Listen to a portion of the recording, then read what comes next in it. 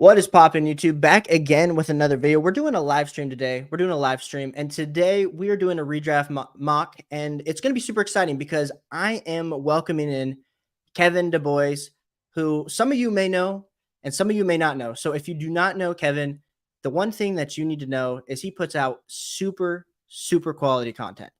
And the thing about his content is it's usually not all about redraft fantasy football. So I'm kind of pulling him out. So here's Kevin's Twitter page. If you guys, so there's two things I want to talk about with Kevin. So the football guys, great dynasty fantasy football content there, but also Devi Royale. All those links are in the description. So go check out Kevin's content. Helps me so much with my dynasty fantasy football content. But more importantly than his amazing dynasty analytical process is just the great guy he is. He won the Tags Rising Star Award a few years ago. And he was the first guy in the industry to kind of reach out to me, give me encouragement. And so this has been a long time coming. But Kevin, thank you so much for being here, for doing this mock with us. I'm just excited to get everything going. Yeah, man, I'm happy to be hanging out on Saturday morning mocking. What other better way to do Saturday morning mocking? Kids are away, so yeah, no, let's get into it. Let's have some fun and see how this kind of draft plays out. Yeah, let's get it going. So we're gonna start this mock draft. Probably should turn off the audio. That's always something I mess up.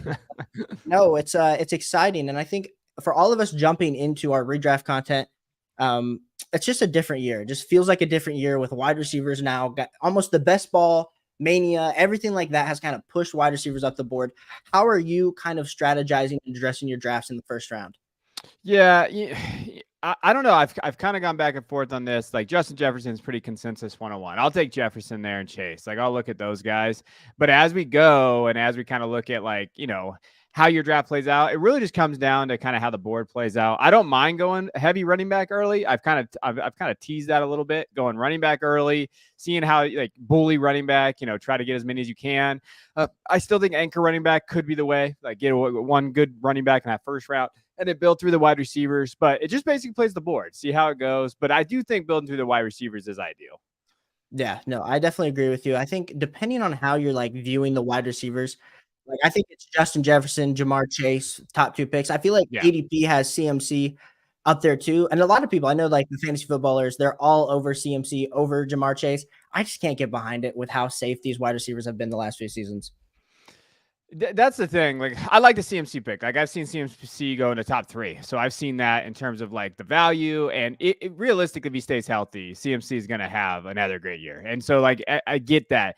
I just think Chase and Jefferson are safer, right? And I think in that moment, I do think there's a tier though. You put him at 103. I like McCaffrey there. It's hard for me to take McCaffrey over those guys. But you're going to see, just like we're seeing right now, there's going to be runner wide receivers. That's essentially what we're going to see on the board. And then Bijan going at running back 2 there. For me, that's tough because, the rookie running back, can he you're drafting him at his ceiling. And I think that is the biggest question mark you have with Bijan. Yeah, I love me some Bijan. I mean, I personally have him over Austin Eckler, but I know it's like you're drafting him at his absolute ceiling. So if something crazy were to happen to Bijan, like where maybe Tyler Algier is getting more of the touches this season, all of a sudden we're looking at Bijan Robinson maybe more as RB5, RB6 when you're drafting him as RB2, RB3. So you're losing out on a little bit of value. But who, like running back wise, I mean, are you taking him ahead of Saquon Barkley right now? Yeah. Oh, yeah. I'll take Bijan ahead of Saquon. I just think based on just generally speaking, where, what we think of that volume and what that's going to be. We don't know what Barkley, I think Barkley can step in. That offense, I'm worried about that offense a little bit more. I like their offensive line. Like, I'll take Bijan there. I'm comfortable with Bijan at 109. It's just a risk at all, but all these running backs are a risk there. I think Eckler is a great pick too in PPR because you're looking at you expect him to get those targets. Those wide receivers haven't stayed healthy, so you're going to see that. I like Chubb a little bit more than Barkley this year, to be honest with you. So I like that the 201 pick there. I think Chubb's going to smash, and if you look at what they're trying to do right now in camp, they're talking about Chubb getting involved in the passing game. Now, we always hear that, but I think this year, based on who's not behind him, I think we can realistically look at that. Yeah, I feel like Chubb definitely is rising up in my rankings a ton I would say the last few weeks, more just because we're projecting now, of course, without Kareem Hunt getting those receptions. So me being on the board here, I feel like it's always hard. I know in a lot of drafts I've been drafting Jonathan Taylor here. It just feels risky with his injury. But I'm not a huge Jalen Waddle guy. I feel like there's a lot of people that are Jalen Waddle guys. We'll draft Jonathan Taylor. I still prefer him over Josh Jacobs. We've seen that RB1 season, but I think he's definitely not getting back to that overall RB1 finish that he had 2 seasons ago, just with Anthony Richardson not going to be checking the ball down as much, which is where Jonathan Taylor really had his work 2 seasons ago. The injury definitely scares me a little bit, but I feel like here in the 2.7, 2.8 range is definitely a fair value for him. Yeah, I like Taylor there. I like Taylor going into the year. It's just the problem is like, is he going to get out there? Like, what's up with his contract situation? How do we address that? And I think in redraft, that's always the biggest question mark. I do think though, if you draft Taylor, he'll play at some point. He's not going to not play at that 11 game mark. We're going to see him out there. So if that's the case, like I think there is a chance where you can kind of almost stash Taylor for the first few weeks. If you draft well enough, then you have a Taylor who could be a top 8 guy coming in down the stretch. So that's probably your best case scenario. That would be what you are looking for with Taylor there. I get the Waddle, and Waddle's still on the board here. So I'll probably have to, oh no, he's not. He got taken off. Yeah. So I get the Waddle kind of step back. But again, you look at Hill, you're one twisted ankle for Hill being Waddle being the top 5 wide receiver every week. And I think that is what you're looking at with Waddle with his expected. And I love the Chase Waddle stack because you still have Chase there. Waddle's a really solid wide receiver too. Yeah, no, 100%. So if you were in my position, would you have taken Waddle over Jonathan Taylor?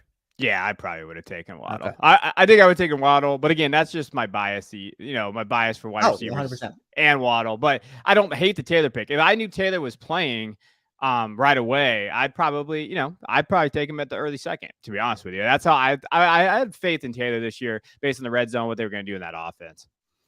Well, I know you're back here on the clock. I like your stack of Kelsey and Mahomes. I feel like a lot of people, I know I was on a stream last week, and a lot of people were talking about how even if you have that chance, it's like taking a quarterback so early, but we've seen those top 3 guys, like the points per game advantage you're getting almost 3 to 4 fantasy points per game compared to the QB4, QB5 is crazy.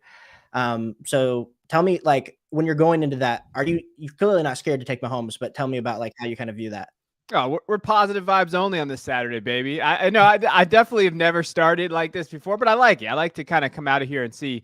I don't mind drafting. I think with Kelsey and Mahomes, this is what you're looking for. Kelsey, obviously this team is tanking if he gets hurt. So like that is the viewpoint. You're taking a risk here with Kelsey at that 105 mark. But because of the positional advantage you have with Kelsey, and then I do think that there is a positional advantage with Mahomes and Allen and those guys. But if Mahomes can have another year like he did, and you have that, drafting like guys like Mahomes and Allen is like drafting early tight end, I think, in redraft now. Like, and there's still value late. Like you're gonna still get guys like Daniel Jones and some of these other guys, maybe Deshaun Watson, the 8 to 10 range. So like you don't necessarily have to do this. And I think it just depends on how the board plays out. But if you get Mahomes and Kelsey in the stack, and I know I don't try to stack on purpose, but as far as content, I'm helping you out here, Caleb. So if you stack these guys, I like it. I like that. And then, getting Stevenson a third, I thought of Gibbs and Higgins in there. But I do think Stevenson's set up for volume. And so if you're looking for volume and you think I don't love him as a running back in Dynasty, but as far as volume goes on the Patriots offense, I'm not that worried based on what's behind him. All right, just keep giving the rack and I'll just keep getting fantasy points. Yeah, no, 100%. Dynasty Domain, shout out to you guys for being here in the chat. Shout out to Tyler as well. 2 smart guys here. No, Kevin's a smart guy. He's just pulling me along. Hurricane talking about JT ceiling as always is tied to touchdowns. He'll be solid and should return on ADP at minimum if he plays the minimum amount of games to play to log a season as a pro, 6 games. Keep an eye on that. Hurricane, very smart drafter here. On the channel. Shout out to Jacob. Yes, I did take Gibbs. I was kind of worried Gibbs wasn't going to fall to me because Kevin in a mock that we did on Thursday night took Gibbs at the 212 3-1 turn. So I was a little nervous he wasn't going to fall to me.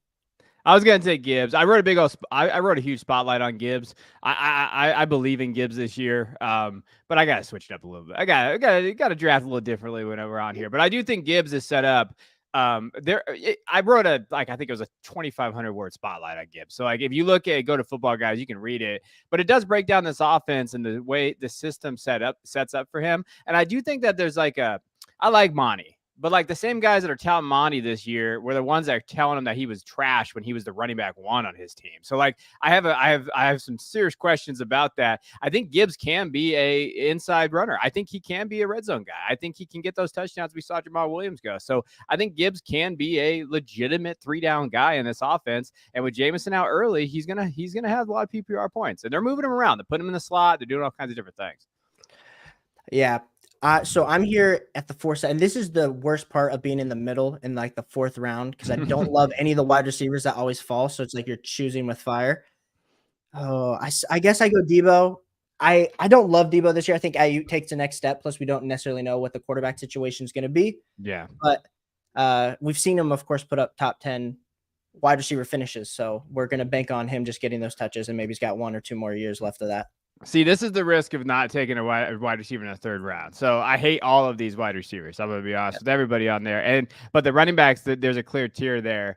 I'm going to go Scary Terry. I don't love it, but wide receiver 1, you can get the usage. You're hoping to get those targets in there. And then you're really just playing with fire with some of these because there's a lot of wide receiver 2s in this range. So you're looking for that guy that maybe can have those consistent wide receiver 1 maybe numbers. I thought of DJ Moore here. But again, you're looking at, okay, where the consistency be there. Last year, he didn't have a bad year. I know PPR, he was wide receiver 14, I believe. So that's kind of what you're looking with Terry.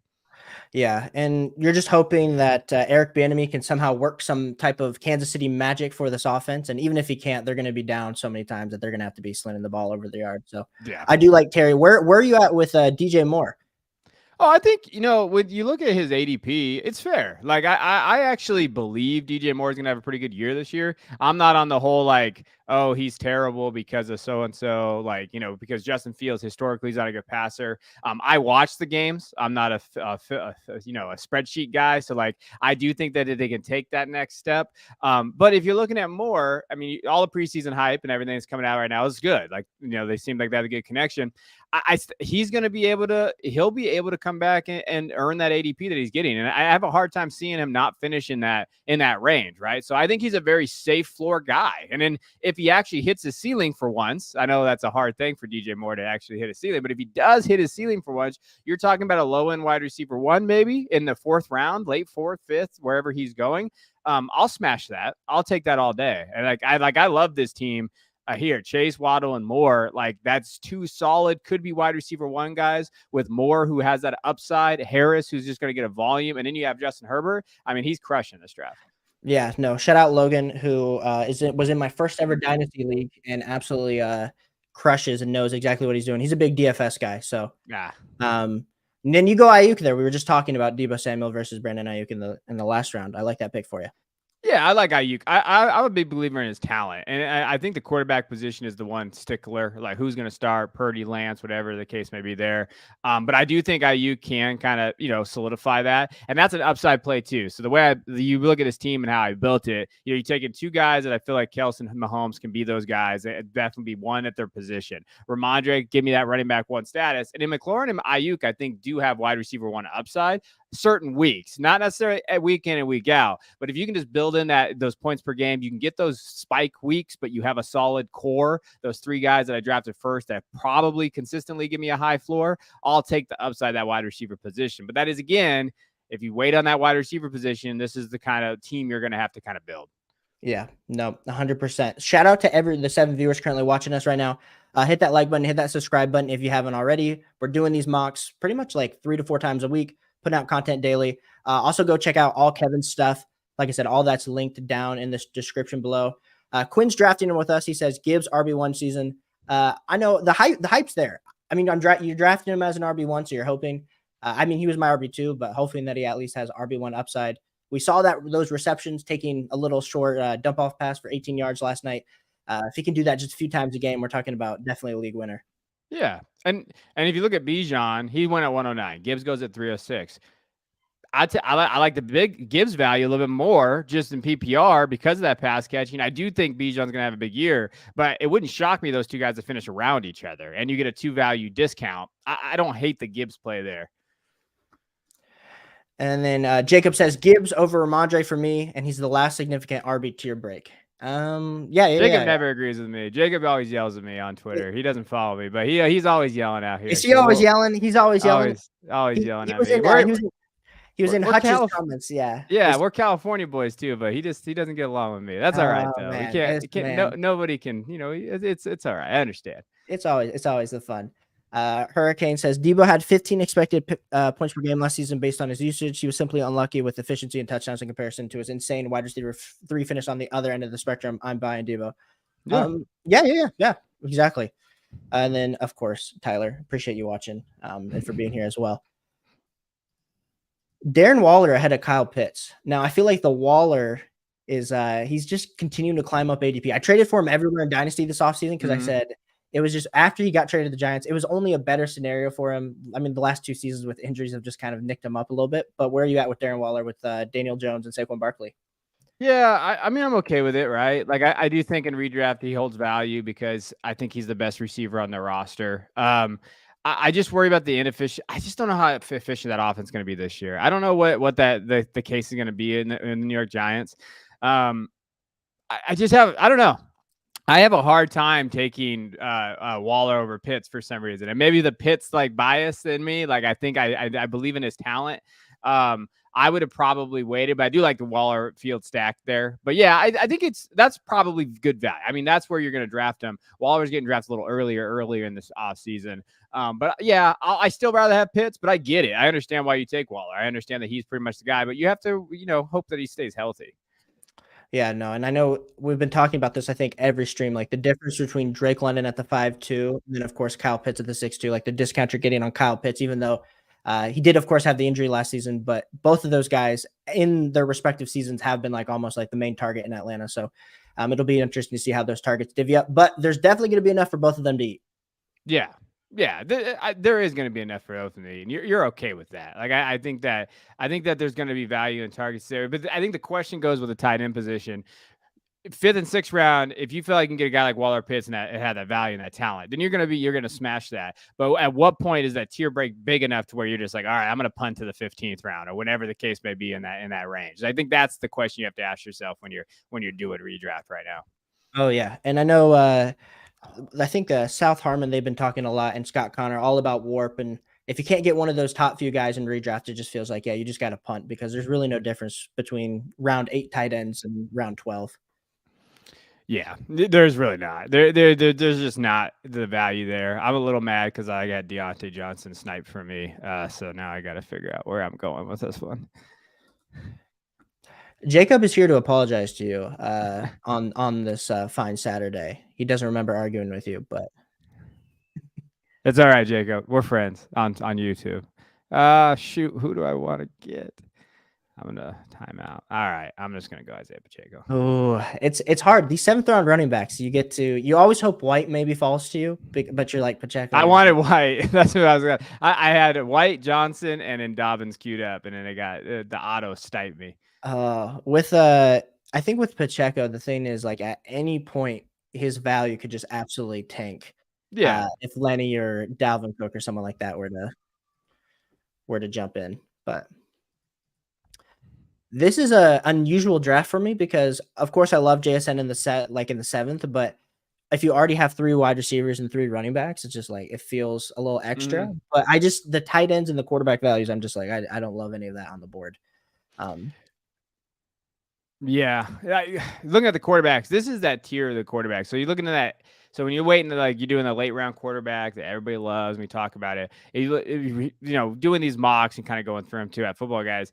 Dak, Deshaun, and Tua to me are like the 3. All right, who's gonna take the shot on those 3 guys? Like, all right, who do you think is gonna be your guy? I don't know. Who do you like? Do you like Dak, Deshaun, and Tua? If you had to pick between those 3, who are you taking? Yeah, I'm taking Deshaun. I think just based on Deshaun having before last season and before him getting into all the trouble. I mean, you're talking about a top 5 fantasy points per game quarterback, and I think a lot of people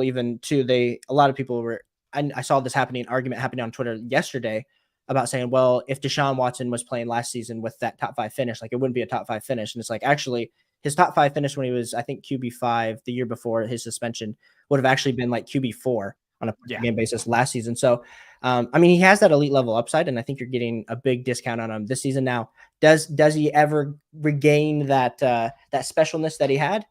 TBD, but I think I'd rather take a shot on that over maybe someone like a Dak, where we've seen the elite level upside, but we've only seen it in very small spurts. And then Tua, we're still hoping that that's going to happen with the amazing offense that he has.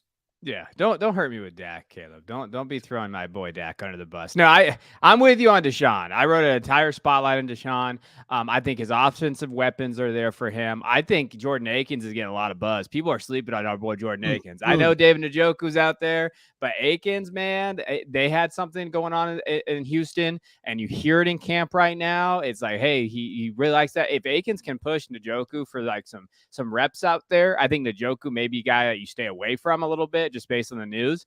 I like Amari Cooper. I think Donovan Peoples-Jones is right there. I think people need to understand too, when you're looking at like, this is his full offense with the team. They brought in Bill Musgrave. And I think a lot of people don't understand like his offensive track record, what he can do with quarterbacks. He turned Derek Carr into an MVP candidate in 2016. Watson could be right there too. So having that consistency, Alex Van Pelt is their quarterbacks coach. Watson loves him. And the one other thing that I did when I was diving into my research for Watson, they've talked about, they're giving him full range. Like he's able to change anything he wants. A pass-friendly scheme, so they're getting him there. He's actually allowing him to kind of cater to what he wants. They put in more runs when you're looking at that. So actually quarterback runs in this offense, something that Watson actually really wanted. So we're going to see more quarterback design runs this year. All of those things lead to more fantasy points. So those things should highlight like, okay, yeah, where he's going to have one of those years where you really like it.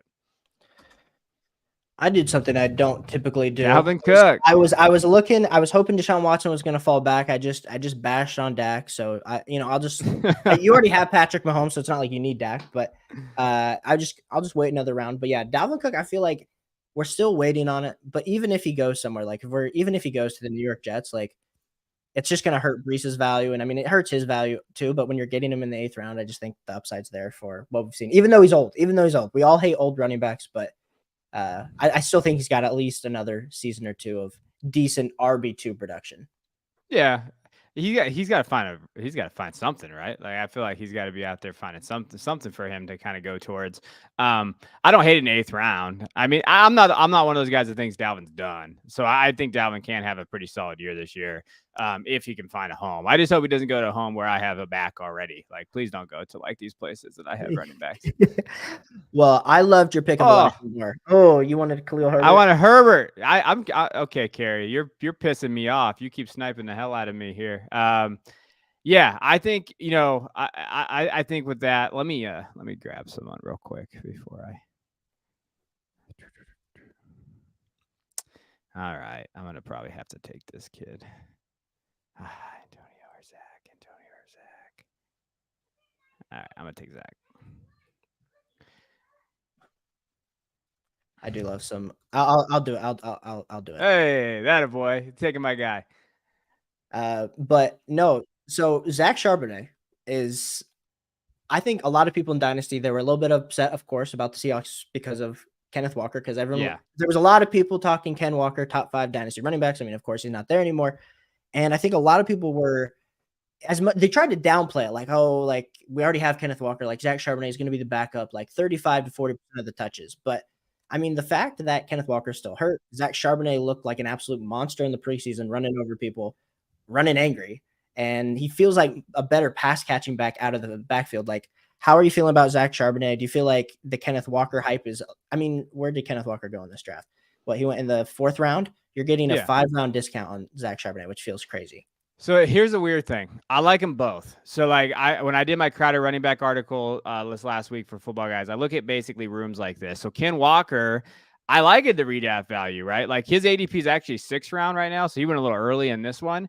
But to me, if you can get Walker in the 6th round, that's a pretty good value, right? But then if you can get Charbonnet in like the 10th round, I don't hate that value either. So I don't hate either. I think that Walker could come in. I actually comped Walker to like a Nick Chubb in fantasy football now. Like he almost is like, all right, maybe he can just be that guy that gets the volume and scores the touchdowns, is that solid running back too, and you like him in this offense.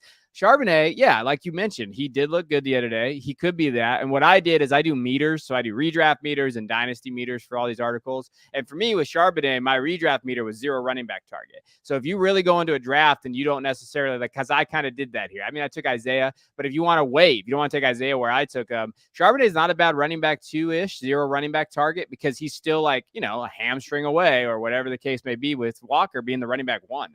So I like them. I think they can intermix together. And I do think that there's kind of a misnomer here with with Walker and Charbonnet and the Seattle offense, I think they're going to run the ball a lot more than we think. I think that Geno had a good year last year, and I understand offense has JSN now, Lockett, Metcalf, and everybody there. I still think they're going to run more than people think. Yeah. Well, I know, kind of continuing, because I clearly did not read this article, and I need to go read this article. But when you're talking, let's talk about another backfield that's a little bit that has some competition. We're talking the Buffalo Bills. So I just drafted Damian Harris. Yeah. James Cook is getting a lot of hype out of camp. How are you feeling like both these guys? I know we typically stay away from Buffalo Bills running backs because of Josh Allen vulturing a ton of touchdowns at the goal line, but how are you kind of viewing those two guys? I don't want any of them, Caleb. I don't want either one of these guys. I think the question really comes down to like, I mean, the thing that always I come back to, because I was like a big Singletary guy. I like Singletary. I think Singletary is a very good back, like a solid football player. But when you're looking at like, and that's exactly what I'm going to do. I'm going to draft him. But I think with him is they don't pass to their running backs. Like you just don't see the drop-offs very much with Josh Allen in this offense with Kincaid there and Gabe and everything. Everything's pushed down. So if I had to pick, like if I'm looking at how it works out, James Cook can be that guy. And I think James Cook has a safe floor-ish. But Harris could just be the touchdown guy, right? So if I'm looking at this offense and saying, all right, if I'm going to take a shot on either one, I guess I'll take a shot on like the guy that's going to score touchdowns in the red zone, which couldn't be Damian Harris. And he looked good at times for New England in that role.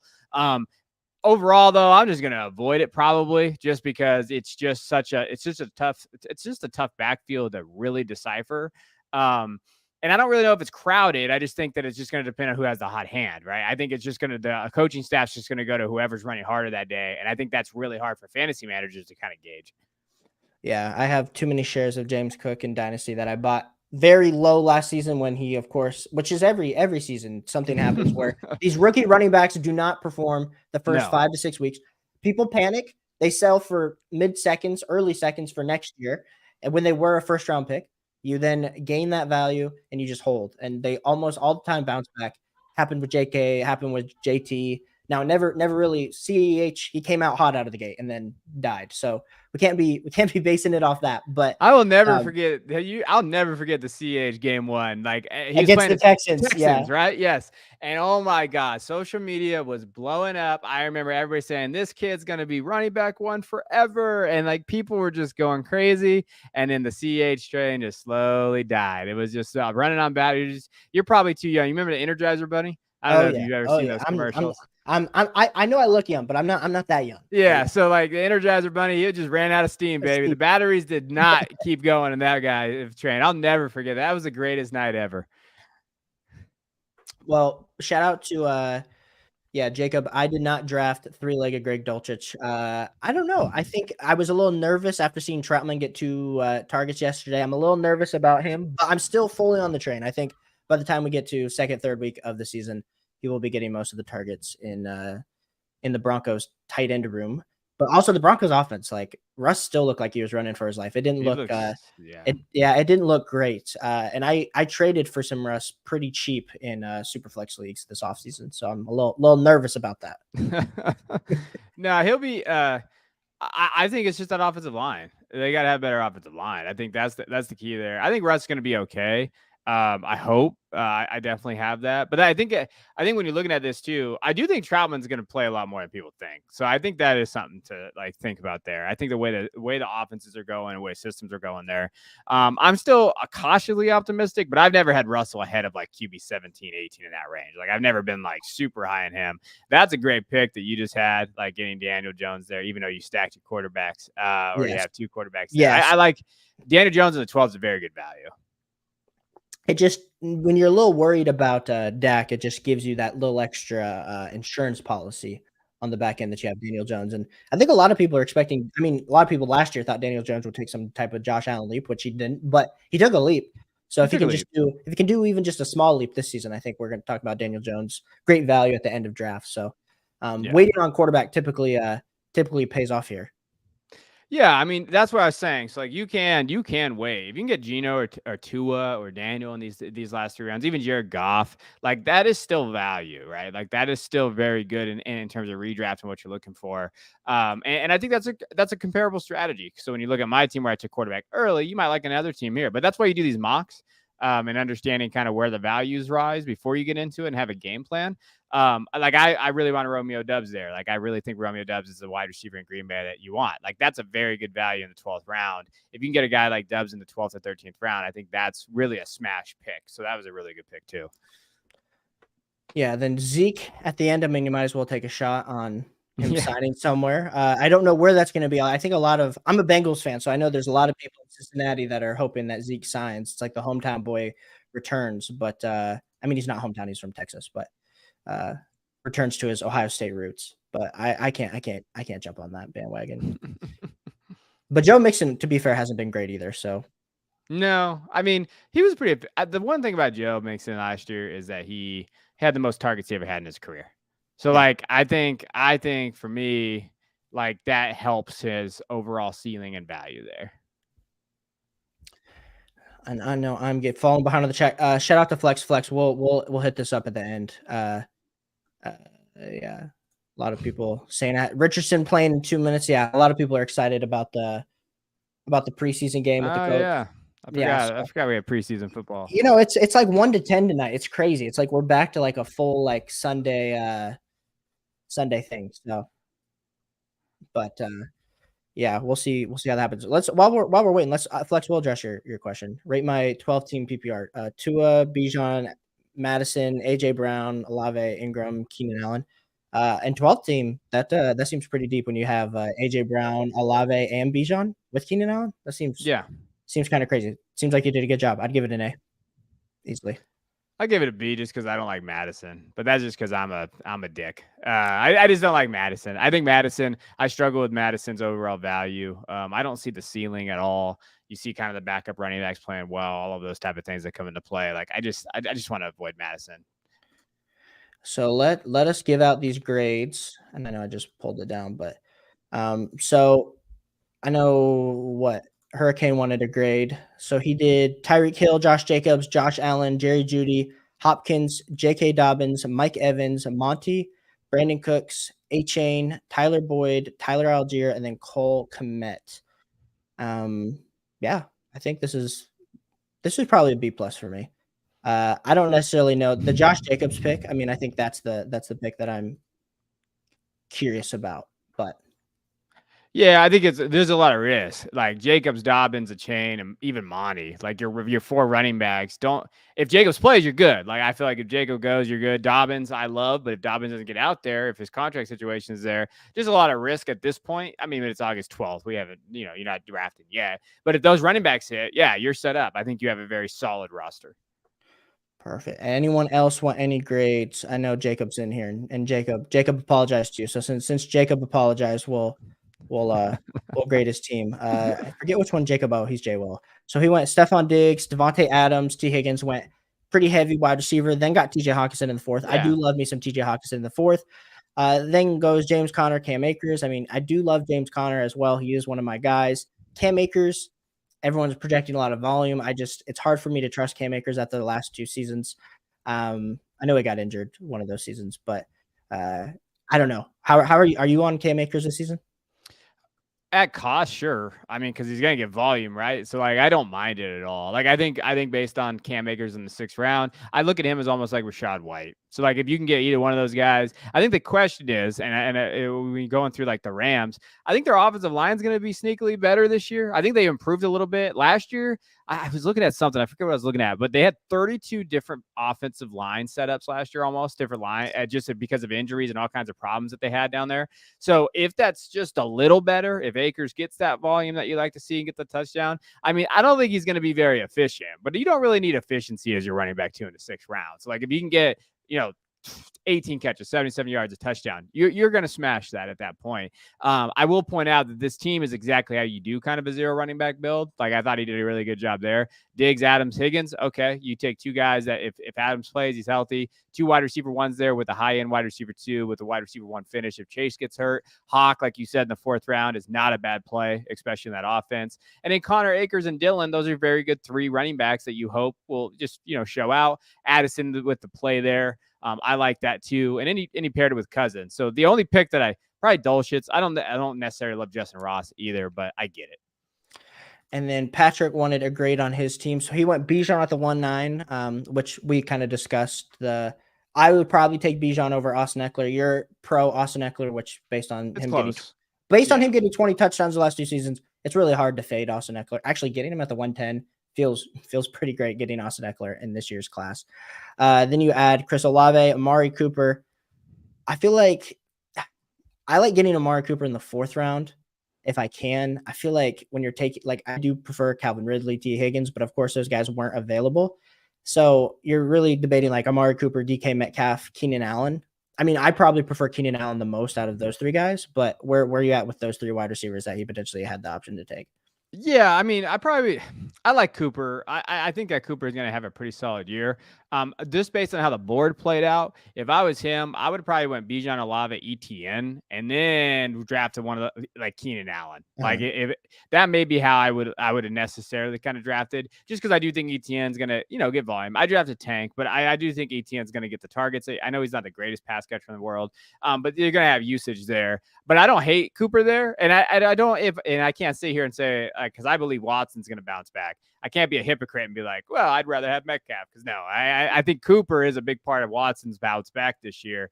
I don't hate that. I think to me, Metcalf's a sell in pretty much all formats, even Dynasty, just because I think JSN's the best receiver on that team. If I'm going to be completely fair, I think JSN is the best receiver on that team. And I think easily at the end of this year, we're going to see that flip, and then their value is going to flip. So Metcalf's going to become the new, like, kind of Lockett in that 20-ish range. And I think JSN's going to be in the top 12 range. But as far as this goes, I still like Cooper in this format, just because I do think I just think he's going to get just peppered with targets in this new Browns offense. Yep. No, totally agree. And then he got Walker in the 4th round. I know we kind of talked when we were talking about Zach Charbonnet. You're more pro Walker than I am, but also I see the value, which Patrick just said he was hoping to get the handcuff with Charbonnet, but went way earlier than he thought. No, Zach Charbonnet, I felt like he went a little late in this draft. I feel like typically I've been seeing him go in the 8th is where I've been seeing him. So you getting him in the 9th, Kevin, was good value. Yeah, his Charbonnet's ADP value right now, which ADP is all fake, but ADP based on what we were looking at, because I just wrote this article, so I know off the top of my head. Charbonnet has been going about round 8, like almost 801, 712 actually. So it depends on the draft that you're in. So that's why when I saw him in the 9th, I felt like I had to grab him. But yeah, he is going a little earlier. So just be aware of that when you're thinking of, like, if you're going to draft Walker and you want to handcuff him, just know you might have to pay a little higher than you want to in that handcuff situation. And I know Jacob was talking about his team, but he said if I would have gotten Gibbs over Higgins, it wouldn't have looked like a 0 RB build. Fair. Shout out Ryan. Get a load of these 2 studs. Kevin's the stud. He's just pulling me up. It's like kind of like when you're like a 7 and then your wife's like a 10. So it like brings you up to like an 8.5 in the eyes of others. And yeah, so Patrick, I honestly really liked your team. I mean, you got Deshaun Watson and Anthony Richardson. I know we talked about my love for Deshaun Watson there, and I was hoping he would fall, and you sniped me before that. And then you also got Anthony Richardson before I would even be able to get either of those guys. So you really cemented your QB1 spot, whoever that's going to be. So if Deshaun Watson falls off, good chance Anthony Richardson probably doesn't fall off just with his rushing floor. But you have 2 really good options there. And then Dalton Kincaid at the 10-4. I guess I didn't realize he had fallen that far, because I feel like I drafted him in another redraft league, like at the early 9th. Which still, drafting a rookie tight end, it's risky. It's risky because we typically don't see them produce at elite level. Even when Kyle Pitts was producing at his elite level rookie season as a tight end, like, people weren't all excited to the point. I mean, the dynasty community we were, but not really redraft as much. And then Roshan Johnson, Kendra Miller, Jelani Woods. I'm giving this team a B+. Yeah, I think a B+ is fine. If you're going to draft Anthony Richardson, you draft him with a veteran. And I think that was a good play by him there, because of upside. And I went back. So I did a redraft real league about, I don't know, a couple weeks ago with some degenerates on Twitter. And I got Kincaid at 812. So 1004 is pretty good value. And that was a real draft, and I grabbed him there as my tight end 1. But to your credit, like, yeah, I think it is tough with the tight ends. Like, I just, at some point though, I feel like rookie tight ends, the whole narrative of them not producing their first year, it's gonna flip. Like everything in fantasy, we Yeah. see that. Like wide receivers was the everything, right? Oh, rookie wide receivers, and then Jefferson and all these guys do this. I think there are moments, and there are going to be situations like in Kincaid's situation where we are going to see them produce enough. And I think if you're still getting them in that 8 to 12 range in those rounds, they can produce enough to get back for your ADP where you're not giving up too much value in those other spots. So I think this is the year maybe that Kincaid kind of steps up, because it's just open for him. I mean, and the way they're using him, and you hear it sounds like we're going to see that that rookie tight end produce enough. Yeah. And especially with him, like if you guys haven't heard the reports, Buffalo Bills are using them mostly out of the slot, which is exciting. Yeah. If he can get, 70% of his looks out of the slot, I mean, I think we're talking, yes, I think Dalton Kincaid definitely could be at least a back end tight end one. If not, we're talking about him having almost like a Pat Freiermuth type of season where he's like tight end 7, tight end 8, which you're getting great value if you're getting him in the 10th. But in Dynasty, I really do love Dalton Kincaid. I think his upside is everything. Yeah, no, he has a ton of upside, but he's getting drafted as tight end 6 in Dynasty right now, or 5. So, you have to really hope that he fills that need. No, 100%. And then we got, Jacob, Rojo, Ronald Jones falls off, another Rojo replaces. We like the same type of nicknames here in the fantasy community all the time. It just rolls off the tongue. But where are you at with the Chicago Bears backfield? I know you kind of talked about Khalil Herbert, Deontay Foreman. I don't even think he got drafted in this draft unless I'm tripping. And then of course you got Roschon Johnson. Yeah. So I just dropped another article today on this. When you're looking at, I think we use the term running back by committee with the Bears a little bit too freely. So when you look at like what they had last year, just the running backs, we know that, we understand what Fields did. They led the league last year, or second most rushing attempts with 558. They had the most rushing yards with over 3,000. But with the running back situation, Monty had 201 carries and Herbert had 129 carries. And then Ebner and Evans had 24 and 14. So when you're looking at how it breaks down, I really do think it's going to see pretty similar splits to that. Herbert's probably going to be in that 200 to 220 range. And I think it's his job to lose. All the reports out of camp is that he has it. And when he has done this, so everybody out there, when he's gotten 10 attempts or more, he's been running back 18 and running back 23 in those times. So when he's had those, so he had 4 weeks like that in 2021, he had 13.5 fantasy points per game, put him at about running back 18. Then last year, when he had at least 10 attempts, he was about running back 23. And he's getting drafted right now. His ADP is running back 39. If he's going to get the volume, you have to assume that he's going to get the usage there. It feels like he's a pretty safe running back 2 upside play there. Like I like Herbert this year. I do think he's a value in terms of all those areas that you have to like for that. Foreman, I think Foreman's going to get a little bit more run than people think. And they're actually using him as a pass catcher, which is crazy because Foreman has not been pass catching back in a profile there. But again, he's running back 50 in redraft. So if you're going for like a 0 running back target, like the 14th or 15th round that can maybe score touchdowns, I don't hate that. Roschon to me is the guy that I'm a little bit more nervous about in a redraft, because when you look at the historical splits of the Bears and this offense last year, one of these 3 guys is going to be on the outs. And Roschon has it. He was little banged up early in camp. The only thing that Roschon has going for him, he's the best pass blocker in this class, in his running back class. So if he can get out there based on that, then yeah. But I think what I wrote about him, he's got to get more consistent. I think he's someone that you keep an eye on in waiver wire. I don't know if you have him on your roster, you're going to have to wait a little bit early. And in a Foreman and those guys aren't really stepping up. Then Roschon by like week 5, 6 could be your guy. But at cost, I like Herbert the most because he's going to get the usage early. Yeah, no, definitely agree with all your insights. And clearly I don't read enough of your articles, Kevin. I don't. And that needs, I watch so much time. I watch all your content. I just never read. And clearly I'm missing out on, first off, your videos are amazing. So again, for everyone, go follow Kevin. Puts out great video content and clearly great writing content that I haven't been consuming enough of reading. So go check him out there. I feel like if I had to, like, if you're like going to pinpoint me, gun to my head, what's my favorite piece of Kevin's content? It's definitely the Devy Royale. So if you do one thing for me, go check out the Devy Royale YouTube channel, hit that subscribe button. It helps you in every facet of your fantasy journey, even if you're not into Devy, which I personally, I need to jump into my first Devy league. I've been invited to a few. I just have too many dynasty leagues, but if you study Devy, you get really great insights when it comes to your rookie drafts and kind of just keeping up with values that are coming down the line so that you know what's coming down the pike in 2024, 2025, 2026. So highly encourage all you guys to go check out Kevin and all of his great content. Kevin, appreciate you so much for being here, for all your support on my own fantasy football journey, creating content. And yeah, thank you so much for your time on this Saturday. Yeah, man. Appreciate it. Anytime you want me on, when I got the time, I'll be here. So this is my favorite time of the year. August, September, we get football back. So I'm excited. So appreciate you for having me. No, 100%. Well, appreciate everyone for tuning in here today. Hit that like button, hit that subscribe button. Go check out Kevin's content, and we'll catch you guys on the next one. Peace.